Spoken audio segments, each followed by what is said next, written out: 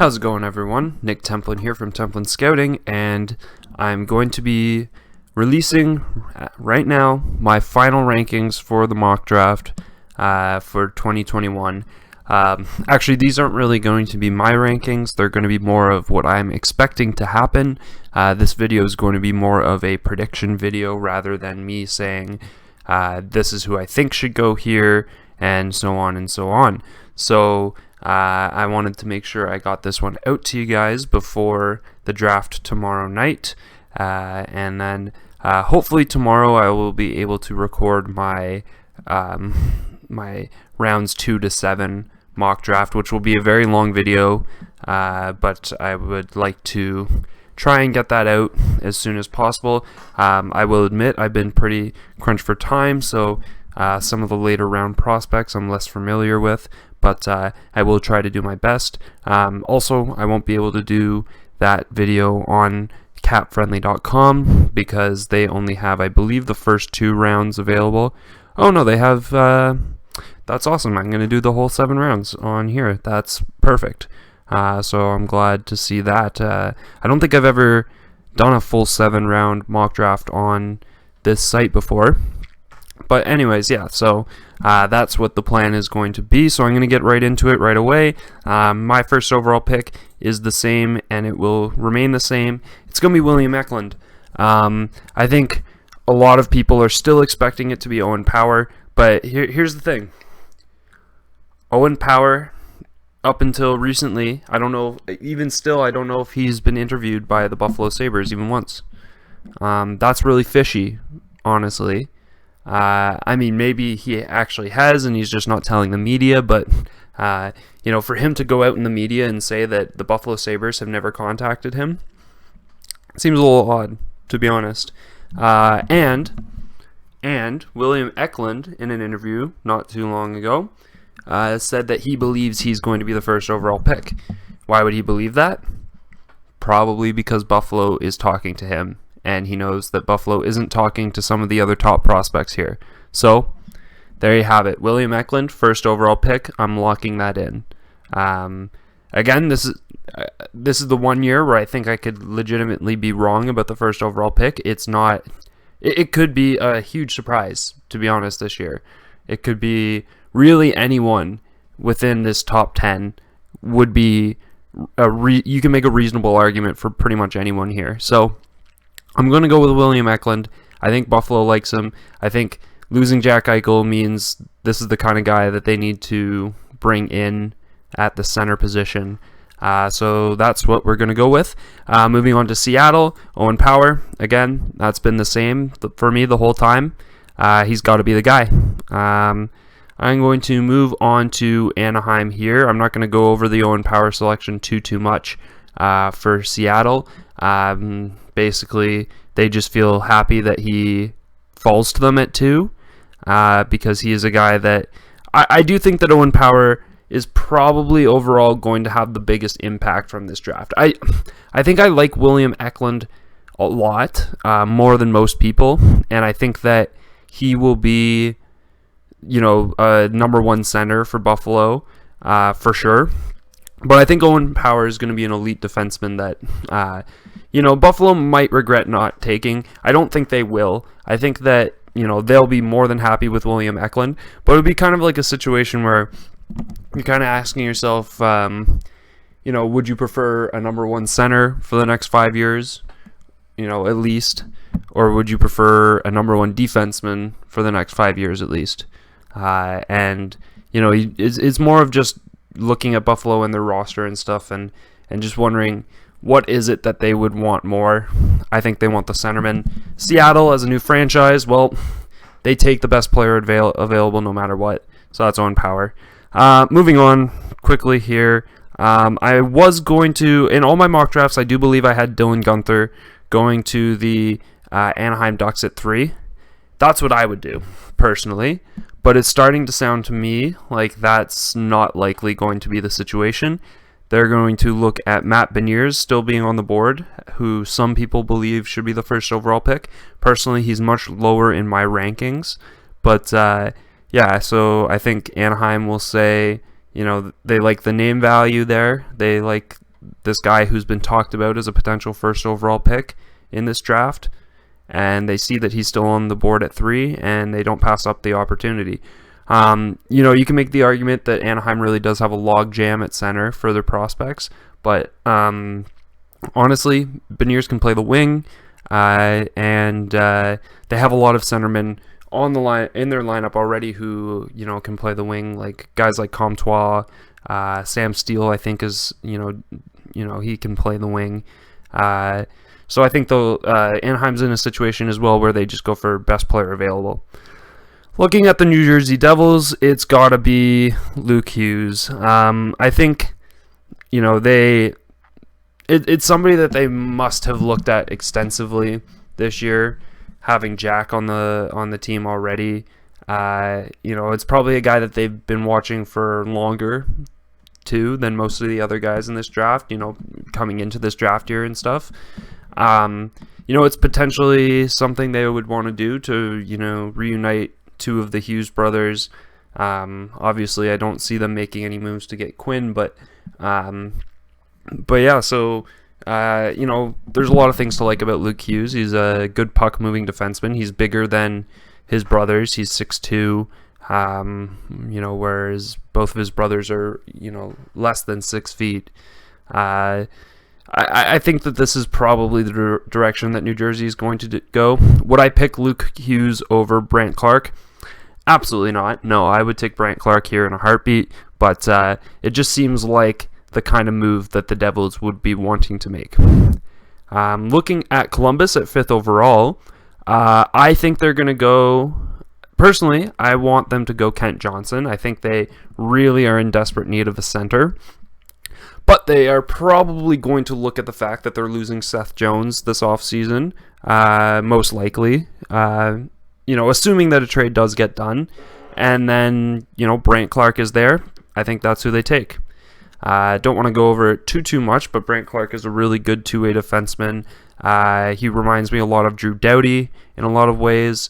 I'm not necessarily saying that's what he's going to hit in his career, but I do think that he's capable of that. He's got a physical side to his game. He's got good size, good skating. There's a lot to like about Brent Clark going into this year.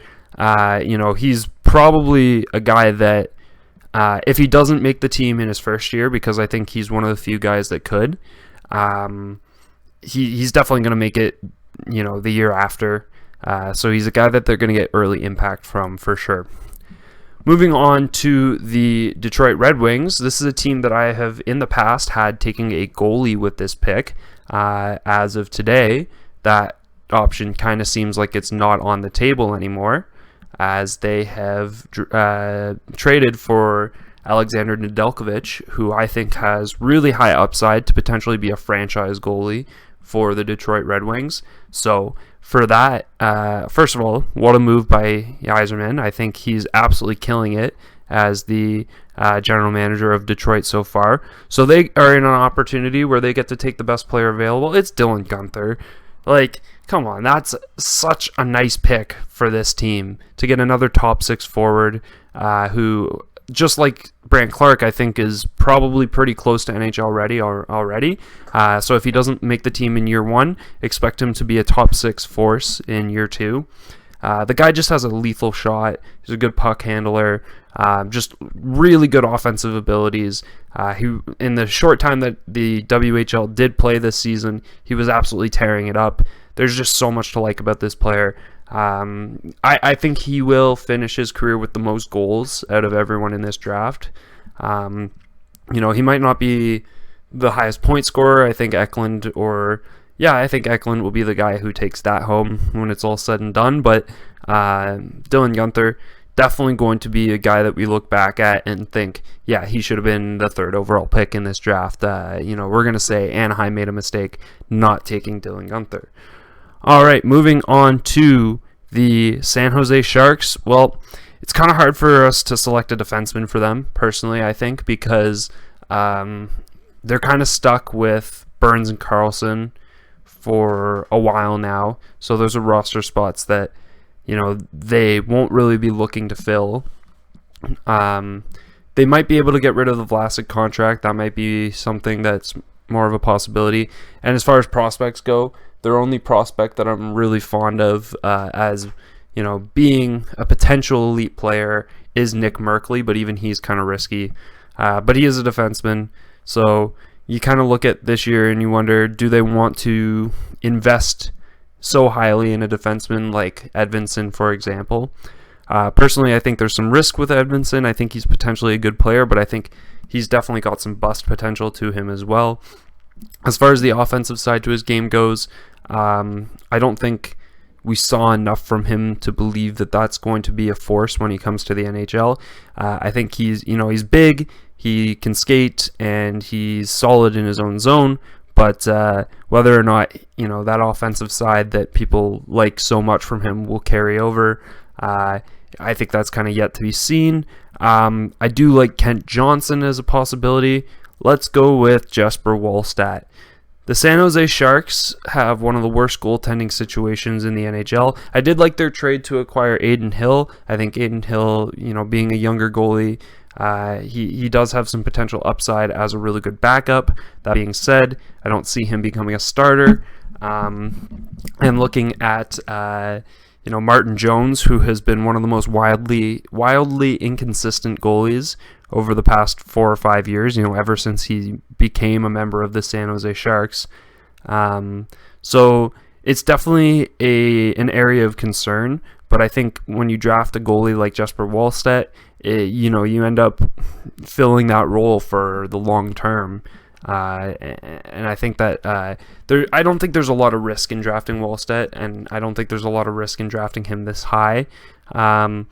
Really, with goalies, it's less about how good the goalie is and more about how big the team need is. I mean, obviously you don't want to draft a bust of a goalie this high, but at the same time, the difference between an amazing goalie dropping from, or being selected in the top 10 and being selected in like the third round is really based on more of every team's draft board than it is the actual goalies themselves. But I do think San Jose will jump on this opportunity here, and sorry to Sens fans who I've been seeing on Twitter have been really hoping that Jesper Wallstedt would fall to Ottawa. Personally, I don't think that is the best fit.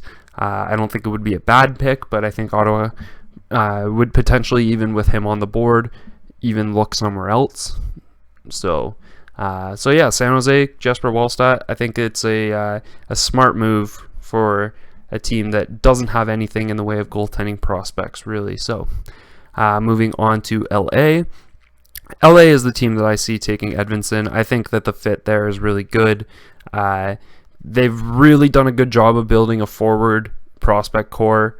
They've got centers, out there, out their mouths, basically. They got so many of those. And then looking on defense, they do have a couple of prospects still that they're waiting on. Tobias Bjornfoot, who has looked solid in the few games that he has played. And Sean Durzi potentially will make the jump to the NHL at some point. But they don't really have that, top pairing defenseman potential in their prospect pool yet. I think Simon Edvinsson has that high potential. I think he has one of the lower floors out of the defensemen in the top 10 here, but he certainly does have a lot of potential.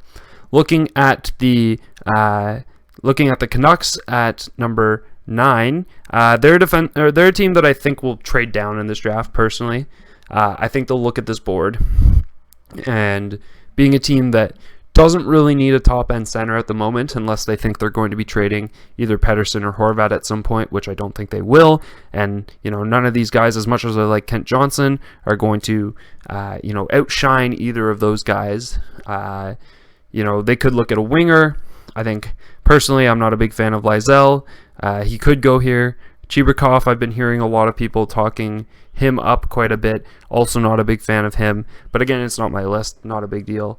So I could have them selecting them. I've had them taking Corson Coleman before. I've had them, I think, taking Carson Lambos even, or Danil Chayka. No, maybe not Danil Chayka that high, but Stanislav Svozil could be a potential surprise pick up this high. But again, those are all guys that I like and not necessarily guys that the NHL is really liking right now. I think I'm going to have them taking Fabian Lysell. Personally, I don't like that pick if I'm a Canucks fan. I look at the board and I think, Kent Johnson, obviously best player available. Maybe you draft him anyways and hope he converts to the wing, or, something along those lines, or you use him as a really valuable trade piece, or you even say, in a few years once Kent Johnson is developed, they could potentially trade Horvath. But, that's a lot of what ifs, and I think that drafting a guy like Lysell for them would seem like the better pick to them, with a guy who a lot of people think has a lot of offensive potential. Personally, not a big fan of him. I haven't seen enough from him to think that he warrants a top 10 pick.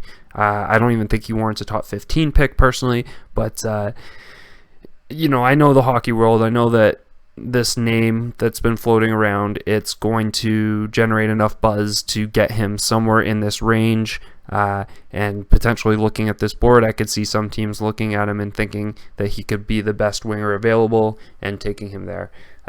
Personally, if I wanted to take a winger at this spot, I like Pastujov a whole lot more. I think he's got a lot more offensive potential, but I think this is just the most likely scenario with Fabian Lysell. Moving on to Ottawa, easy pick, Kent Johnson. He's going to be a number 1 or number 2 center for a long time in his career.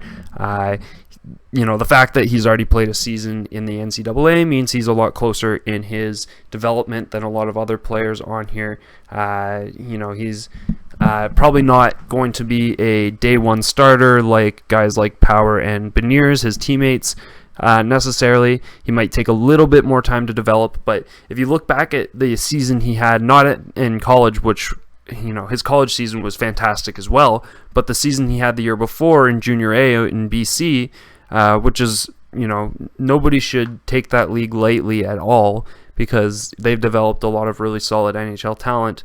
Kent Johnson absolutely tore it up in that league, and he was, 2 years before his draft year at that point. So, I think he's going to be incredible. The fact that he falls to Ottawa here, also incredible. If I'm the Sens and I see him on the board past 6, I start thinking of a way to trade up, because, there's some risk, maybe not with LA, potentially with Vancouver, but definitely with San Jose, that they might want to select Kent Johnson. So, if he's still on the board anywhere in this range, I'd be on the phones trying to make something happen. I just think so highly of Kent Johnson, and I do think that, with him still on the board, it's an obvious pick for Ottawa to make. Moving on to 12, skipping the Coyotes, who have their pick forfeited. Going on to the Chicago Blackhawks. I think they're a team that will be in the market for a defenseman here. I like Carson Lambos for them. I think Lambos is a guy that, to a lot of people, he might have fallen a little bit off their radars, because playing overseas rather than playing in the WHL this season, obviously his points were going to take a hit, his production and ice time was going to take a hit, but honestly, I still think he's a really solid player, good two-way defenseman, has good offensive skill, can definitely, defend the net and everything, and I think that he's the kind of guy that Chicago would like to add, especially, not that losing Keith was a huge loss at this point in Keith's career, but, that's another spot on the defense that they would like to fill, at least for the future.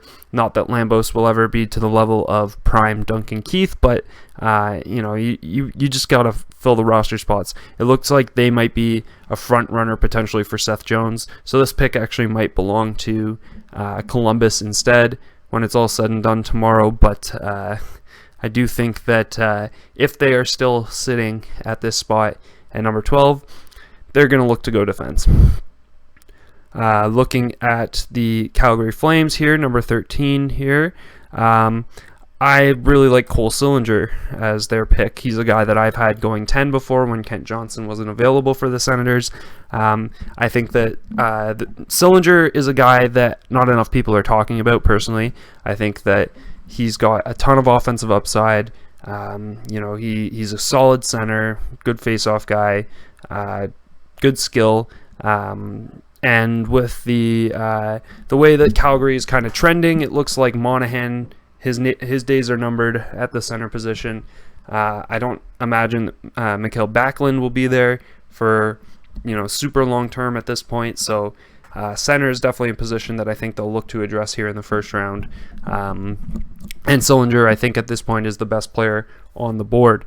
Looking at the Flyers, so recently I've definitely had them taking defensemen a lot at 14. But because they acquired Ryan Ellis, I don't think that defense is their biggest need anymore. It's still a need, and it's something that I would like to see them addressed probably in the second round or potentially in free agency as well, because I think that they could still do more to solidify the depth they have on defense. But I think they're in a situation where they just get to take the best player available. Looking at this list, I personally think that that's Sasha Pastuszov, but I don't think that other people are thinking that highly of him as I am. I think that they're the team that is going to go with Mason McTavish. Personally, I'm not a big fan of McTavish. I think, while he is a good goal scorer, I think he's pretty selfish with the puck. He doesn't get a lot of assists, but that doesn't always mean that the guy doesn't pass, but I have seen him play. He's not a great passer. Probably a guy that will have to move to the wing in his career. Doesn't really play in both ends of the ice. He's definitely a selfish player. Probably a guy that, will have to be coached really well, I think, at the next level to kind of get him to play more of an all-around game to be more effective. But there's a lot of hype around him, so I do think he'll go somewhere in this range, even though I personally would not take him here. Moving on to the Stars at number 15. The Stars like to be really risky in the draft, I find. They like to take a lot of Russians. I think they'll go with Nikita Chibrikov. Again, not a guy that I would take this high. I think there's a lot of risk in him. I'm not really sure at this point what his upside is. He's obviously not a bad prospect. He's a guy that I think would be a steal if we were talking about him in the second round. But I think taking him this high in the first round, there's a lot of risk there for sure. Looking at the Rangers, there's definitely some interesting moves that could happen with the Rangers. There were rumors that they were potentially in the market to trade for Giordano after he was claimed by the Kraken, but after seeing Giordano walk out on stage with a Kraken jersey on for the expansion draft yesterday, I really do have to believe that they're kind of not in the market to acquire him anymore. So with that being said, defenseman is probably what they want to address. Here's a right-handed defenseman, something that, is not always easy to find in the league. Definitely not quality ones, at least. So Corson Coleman's is a really good puck-moving defenseman playing in the AJHL. I think last season, definitely 2 seasons ago, I know he was playing there. That's Alberta Junior A, for those that don't know. I think he's going to be a really solid defenseman in the NHL. There's a lot to like about him. I've seen him on a couple of occasions. He's a good puck mover for sure.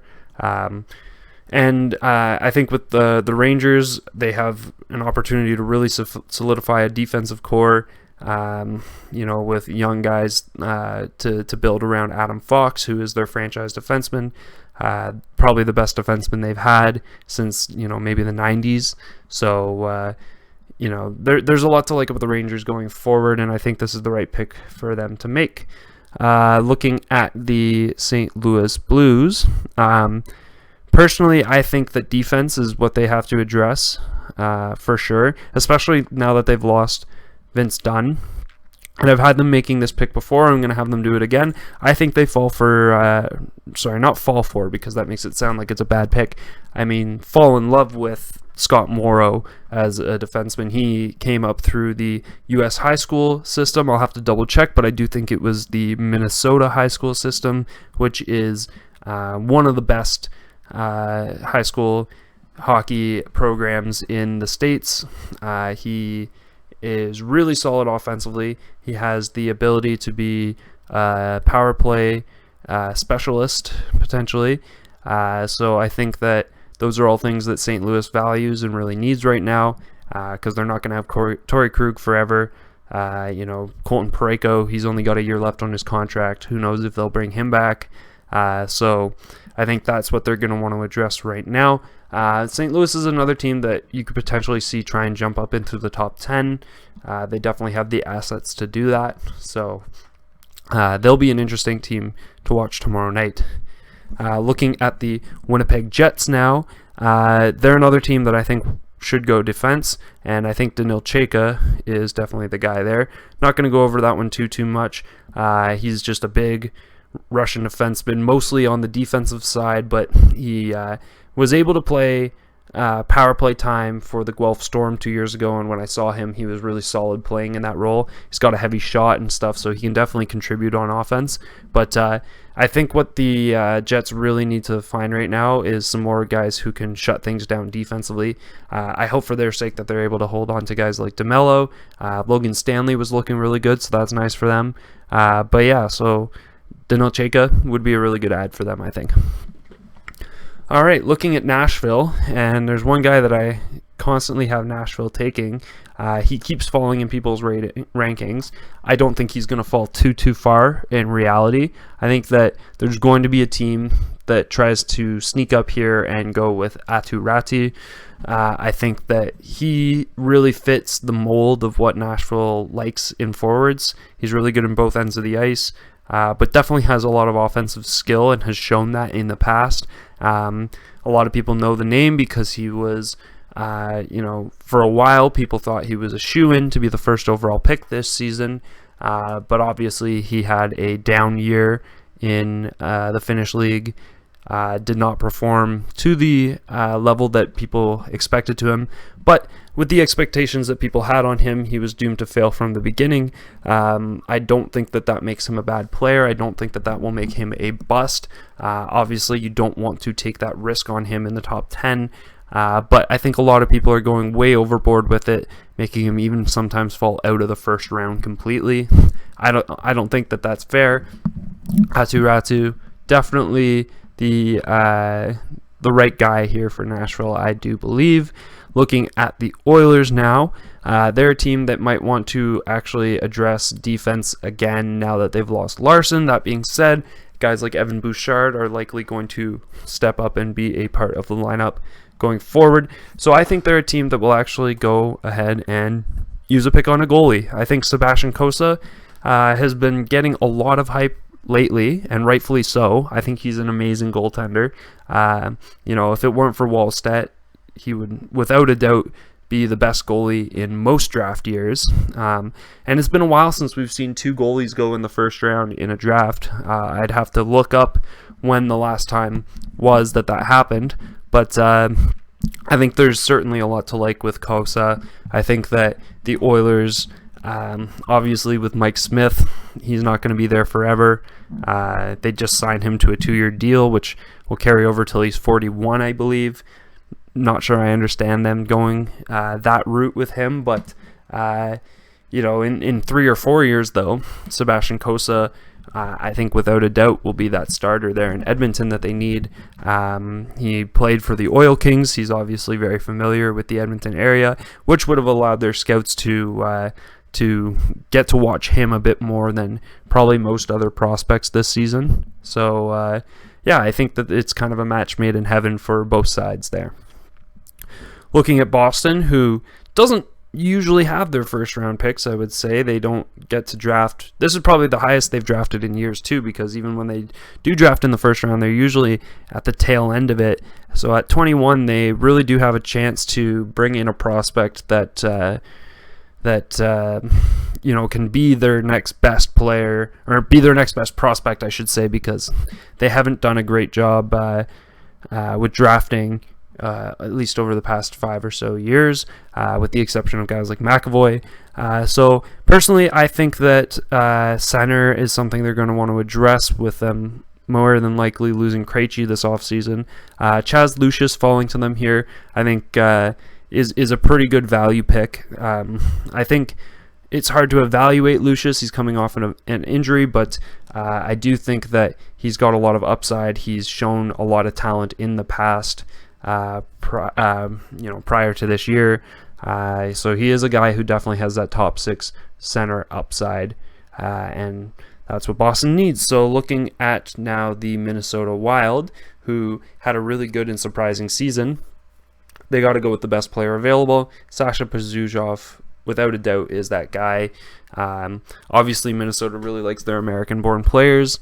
He's a really good point-scoring winger, in my opinion.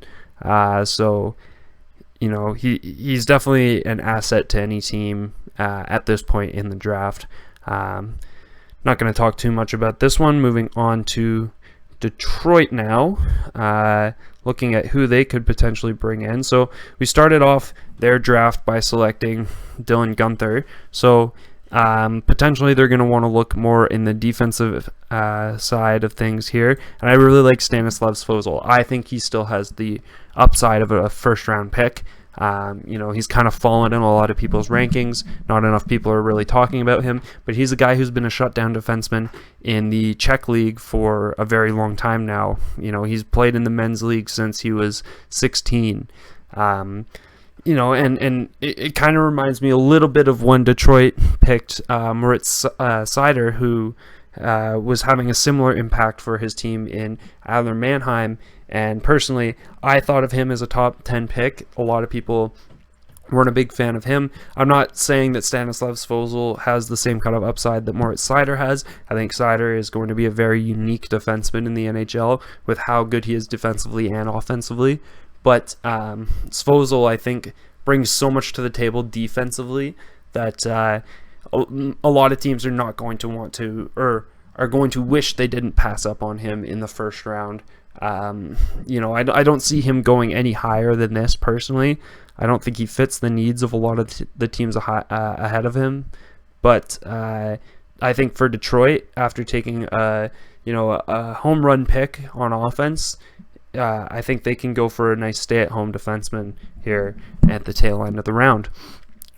Looking at the Florida Panthers, I think what they want to address the most right now is the wing. I think they're really solid at center for the next long time, should they be able to re-sign Alexander Barkov before the next offseason, which I'm sure they will. It seems to me like he really enjoys playing there. He's their captain, so everything's really looking up in Florida right now. I think if Spencer Knight can be the starter that they hope he can be, or if Bobrovsky can turn things around, this could be a very scary team in the future. They got to add the best player available, and I think that's Zachary Leroux from the Halifax Mooseheads of the QMJHL.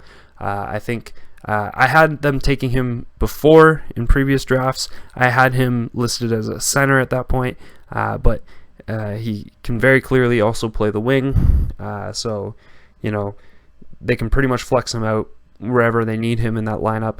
He's a really good offensive player. I think some of the Q players might get a little bit overlooked this year, but there's a lot of talent coming out of the Q, and I think that there's a lot of talent coming out of the Q that will fall to like the 3rd and 4th round that we'll see making impacts in the NHL someday for sure. So looking at the next pick for the Columbus Blue Jackets, we had them selecting Brent Clark all the way at pick number 5. Now they're going to be looking to address the center position, I think, personally, and I think the best center available to do so is right up here in Xavier Bourgault, another guy who played in the Q this season, who was, I would say, surprising. I don't think a lot of people had him as a first-rounder, and I still don't think a lot of people have him as a first-rounder, but he was an offensive force for Shawinigan this year, and I think that, he's also got that defensive side to his game. He's a good skater, good playmaker. Definitely checks a lot of boxes for what Columbus could really use right now. Moving on to Minnesota, giving them their second pick of this first round. I think they're going to double down on offense here. They went with Pastujov with their first pick here. I think that they'll go with a guy like Zachary Balduke, who is more of a defensive or two-way center kind of player.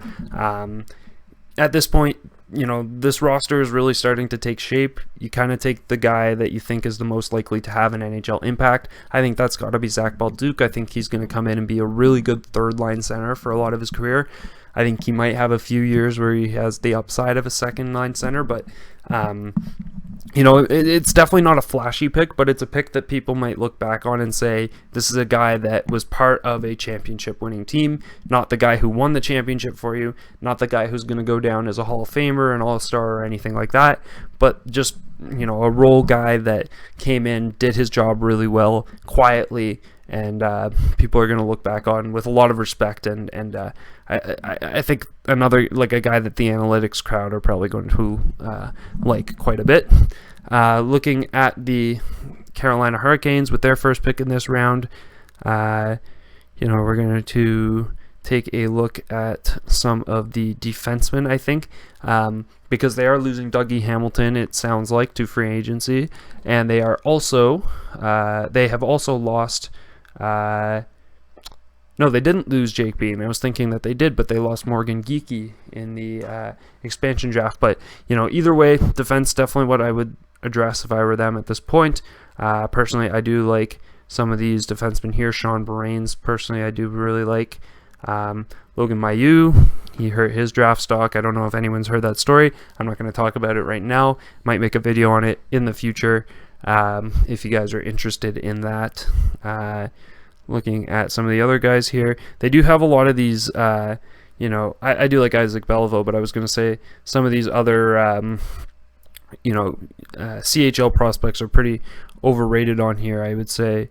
Looking down the list, trying to see if there's any names that, I'm kind of not thinking of right off the top of my head that I've had as first-round talents before. I think if we're going to go defense, Baraines would be the top guy. But I think Carolina would just be better off going with the best player available. And I think in this situation, that would be Samu Tuomola. I think he's a really solid two-way guy. He's a guy who, reminds me a little bit of Teravainen there in Carolina. So he's a guy that can kind of learn under Teravainen. I think he'd be a really solid pick, but obviously getting into the later part of the first round here, you're not going to get super flashy picks at this point. Looking at the Colorado Avalanche, I'm going to search for a specific prospect, and that is Alexander Kisakov, a guy that most people are not talking about. And again, this kind of ties more into my rankings than what is actually likely, but I do think that if there's any team on this list that has a really well-kept secret on this guy, I think Colorado would be that team. The reason I believe that is because we've seen some of Joe Sakic's drafting before. Personally, I'm a really big fan of what he tends to do. We're going to see guys like Alex Bocage, who I really liked a few years back, that dropped all the way to the third round for them. We're going to see him in the NHL someday, without a doubt. Personally, I think that, to talk about Kisakov a little bit, he's a bit of a shorter guy, but he's really quick, and he's just a dynamic offensive player. I'm not going to say that he's Nikita Kucherov, but he does remind me a lot of Nikita Kucherov in a lot of ways. Really good shooter, really good passer, really good skater, and all at a pretty diminutive size. So, there's a lot to like about Alexander Kisakov. I think anyone that passes up on him in this first round is really going to regret it, and a lot of teams are going to pass up on him. Honestly, I would not be shocked to see him as a day 2 pick in the second round. I think out of all the players that I've drafted for maybe the last 10 picks, he has the highest upside by far. So there's that. Moving on to the New Jersey Devils, who acquired this pick in the Zajac and Palmieri trade with the Islanders. I do believe that they will go offense this time, as they went Luke Hughes with their first pick here. So looking at some of the options here, I'm just going to go down because personally, I'm not a big fan of a Lawson, not a big fan of Othman. Not that I'm not a big fan of these guys, but I don't think that their best upside is in the first round. Simon Robertson is a guy that I wouldn't really think about until the tail end of the second round. Poltapov, there's definitely something there with Poltapov, but I would wait until the second round for him. I'm not going to talk about all these players, but I do like Logan Stankoven, so that's who I'm going to go with for the New Jersey Devils. Personally, I don't think this is an area that the Devils really scout a whole lot. You don't really see them going after WHL players. I mean, obviously there is Ty Smith, who was a great pick. Logan Stankoven, I think, is a good offensive presence. He's a guy that, again, not a lot of people are talking about.